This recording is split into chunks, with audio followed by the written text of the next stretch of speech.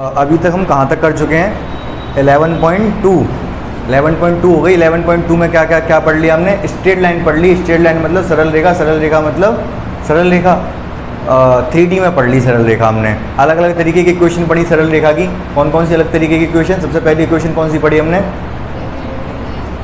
हाँ, एक सदिश के समांतर और एक बिंदु से जाने वाली रेखा का समीकरण। दूसरा कौन सा? दो बिंदु से जाने वाली रेखा का समीकरण, ये हमने पढ़ा। फिर उसके बाद कोण वोण पढ़ लिए और दूरी वगैरह पढ़ ली। ठीक है, सारा दिमाग में रहना चाहिए हम क्या क्या पढ़ चुके हैं। अभी तक हमने सरल रेखा के बारे में पढ़ा है और सरल रेखा में दो ये वाली फॉर्म पढ़ ली। कौन कौन सी? यही जो भी बताई। और फिर दोनों रेखाओं के बीच का कोण पढ़ लिया हमने। और फिर उसके बाद दो स्क्यू लाइन के बीच की डिस्टेंस निकालना सीख लिया। विषमतलीय रेखाओं के बीच की दूरी निकालना सीख लिया और क्वेश्चन कर लिए। ठीक है, अब जो हम स्टार्ट करने जा रहे हैं, अब हम स्टार्ट करेंगे प्लेन। प्लेन मतलब समतल। ठीक है, समतल के बारे में समझेंगे। जैसे अभी हमने इस सरल रेखा के बारे में समझा कि सरल रेखा का समीकरण क्या होगा, कैसे होगा, क्या नहीं होगा। अब किसके बारे में? समतल के बारे में पढ़ेंगे।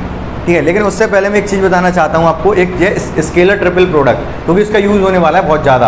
आपके NCERT में कहीं भी मेंशन नहीं है स्केलर ट्रिपल प्रोडक्ट और ना ही इसका यूज़ दे रखा है, बट ये बहुत ज़्यादा यूज़ होने वाला है और पता भी होना चाहिए। तो देखते हैं क्या होता है। तो स्केलर ट्रिपल प्रोडक्ट ये होता है, ऐसे बड़े वाले ब्रैकेट में इसको बंद कर देते हैं और ये एक डिटर्मिनेंट्स सॉल्व करते हैं हम। डिटर्मिनेंट्स क्या? A1 B1 C1 A2 B2 C2 A3 B3 C3। ठीक है, अब आप सोच रहे हो ये क्या लिख दिया मैंने। यहाँ पर A वेक्टर क्या है? वेक्टर लगा दो इन पे। A वेक्टर क्या है यहाँ पर? A1I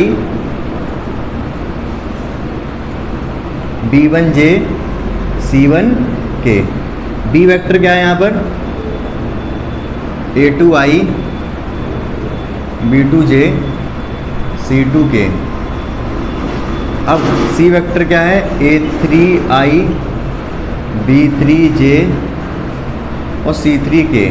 यहाँ तक तो क्लियर है। ठीक है, ABC वेक्टर ये हैं, हमने इस तरीके से लिख दिए। इनका अगर मान निकालना, इस चीज़ का अगर मान निकालना है तो ये वाले सारे point A1 B1 C1 A2 B2 C2 A3 B3 C3 ऐसे डिटर्मिनेंट्स में रख दो। डिटर्मिनेंट्स मतलब सारणी में रख दो और आंसर निकाल लो। लेकिन ये है क्या? ये स्केलर ट्रिपल प्रोडक्ट क्या मायने हैं इसके?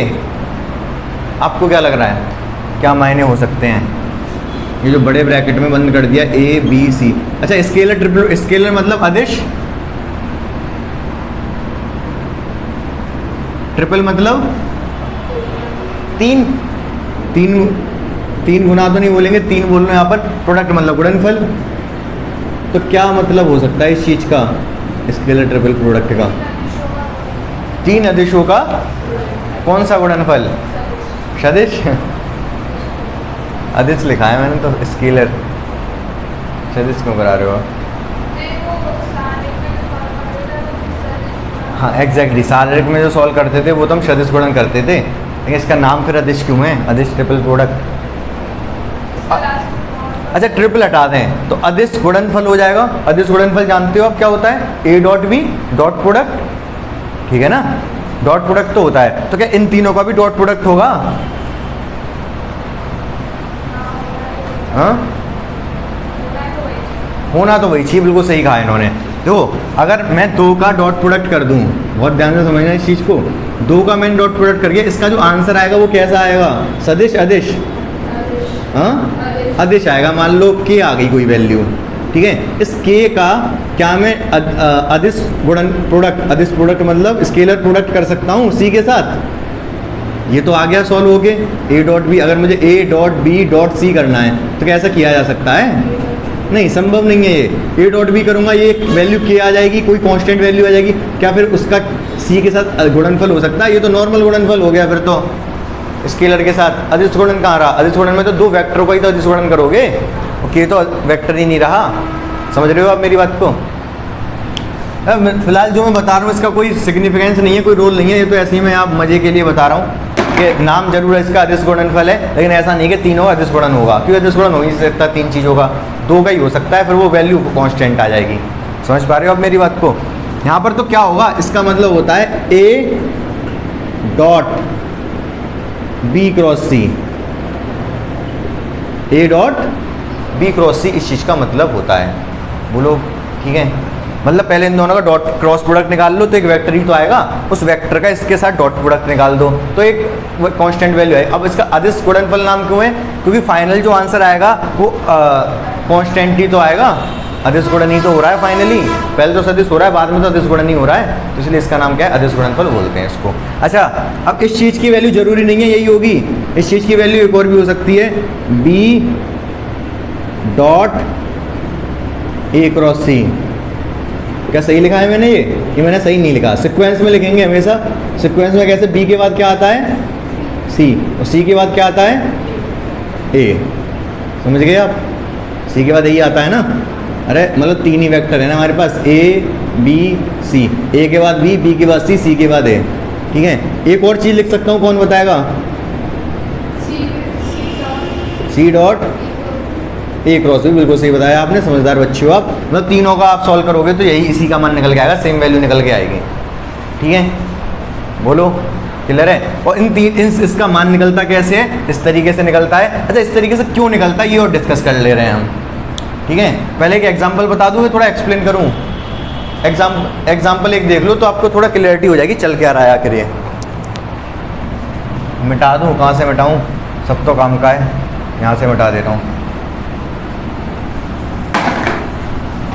मैं आपको एक क्वेश्चन देता हूँ, एक वेक्टर ए है जो क्या है 2i minus 3j plus 4k। एक वेक्टर दूसरा है b जो है i plus j plus 2k। एक वेक्टर है तीसरा c, ये क्या है 2i minus j plus 3k। आपको क्या करना है? इनका अदिश ट्रिपल प्रोडक्ट, इसके लिए ट्रिपल प्रोडक्ट करना है। कर दोगे आप? हो जाएगा, आसान है बहुत। ठीक है, तो यहीं से मैं देखो एक्सप्लेन भी कर दूंगा, सारी चीज़ें मैं करके दिखा देता हूँ आपको। अगर मुझे ए बी सी निकालना है, ए बी सी अगर निकालना है तो कैसे निकालूंगा मैं? 2 माइनस 3 4, 2 माइनस 3 4, 1 1 2, 1 1 2, फिर 2 माइनस 1 3, 2 माइनस 1 3। सही बात है ये। ठीक है, अब इसको सॉल्व कर दो डिटर्मिनेंट्स को। कैसे करते हैं डिटर्मिनेंट्स को सॉल्व? पहले तो ये 2 आएगा, 2 अंदर क्या जाएगा? ये गुणा ये 3 माइनस ये गुणा ये 2, माइनस का 2 प्लस हो जाएगा माइनस, फिर क्या आएगा? माइनस 3 माइनस माइनस प्लस हो जाएगा। ब्रैकेट में क्या जाएगा? ये गुणा ये 3 माइनस ये गुणा ये माइनस 4 प्लस, फिर क्या आएगा? ये 4, जब 4 आएगा तो ब्रैकेट में क्या जाएगा? दिस गुणा दिस माइनस 1। ठीक है, माइनस दिस गुणा दिस माइनस 2। ठीक है, कितना आया? 5 दूनी 10, 1 दिया 3, और ये माइनस 3 का इसमें करोगे तो माइनस के 12, 15 माइनस 5 आ गया। ये समझ आ गई बात आपको? कोई समस्या नहीं है, सॉल्व हो गया ये, अच्छी बात है।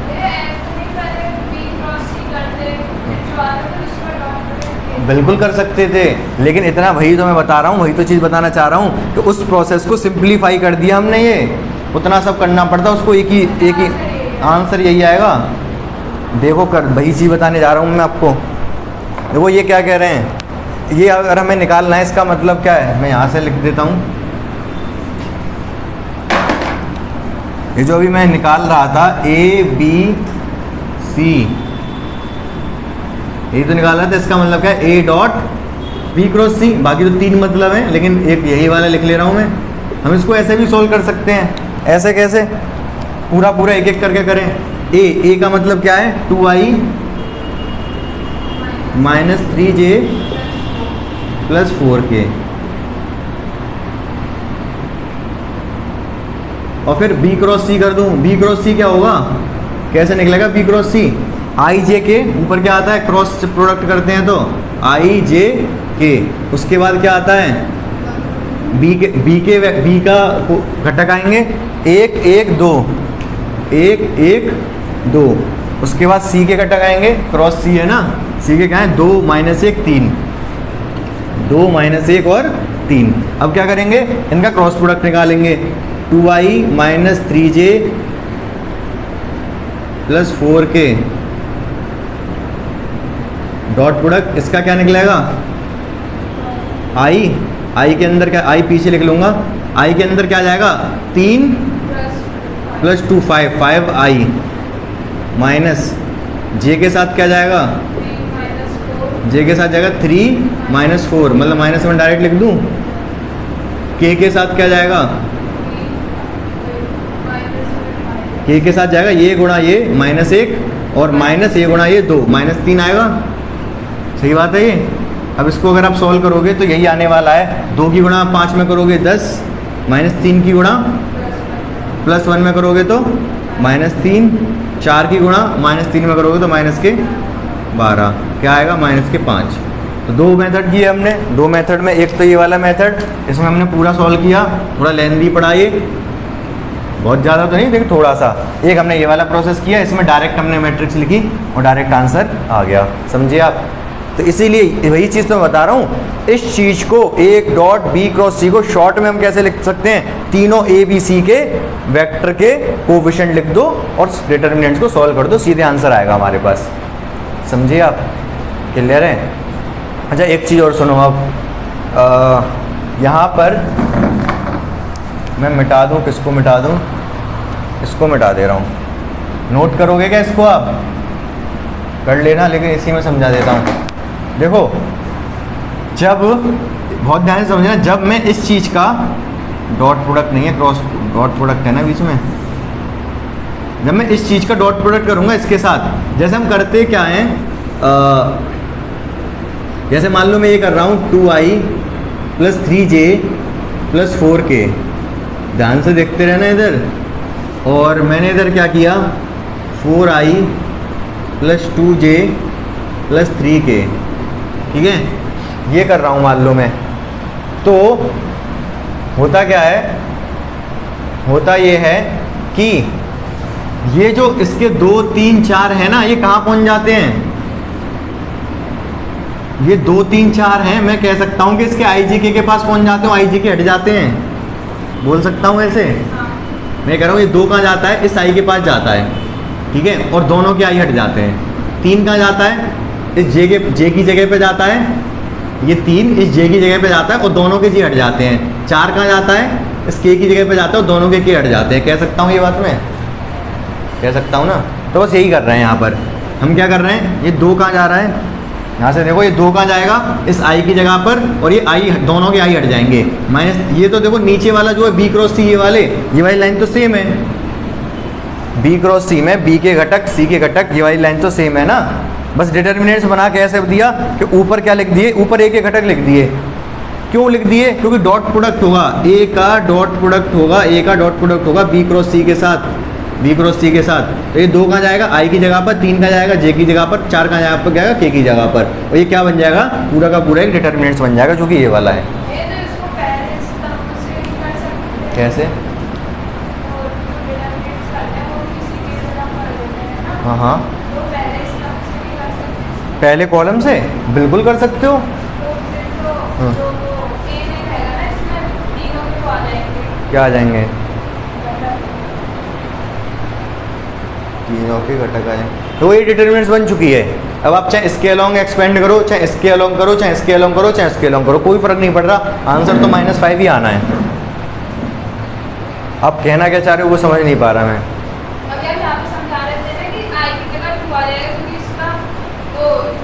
हाँ ठीक है ठीक है, तो फिर अगर हम इसको स्तंभ को लेंगे तो इसमें तो एक ही से तीनों के घटक आ जाएंगे ना, ठीक है, जबकि उनका जो सदिश गुणन हो रहा है b और c का, मतलब किसी दो का सदिश गुणन, गुणनफल तो हो गया इनका, इसका डॉट प्रोडक्ट इसके साथ हो गया, तभी तो ये मैट्रिक्स बनी।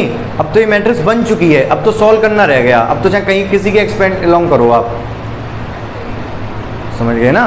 वो तो गुणनफल तो हो चुका, जब हमने इस दोनों को मिला के ये लिख दिया। मैं ये सब मिटा दे रहा हूँ फालतू की चीज़ें, मतलब सॉल्यूशन पार्ट है।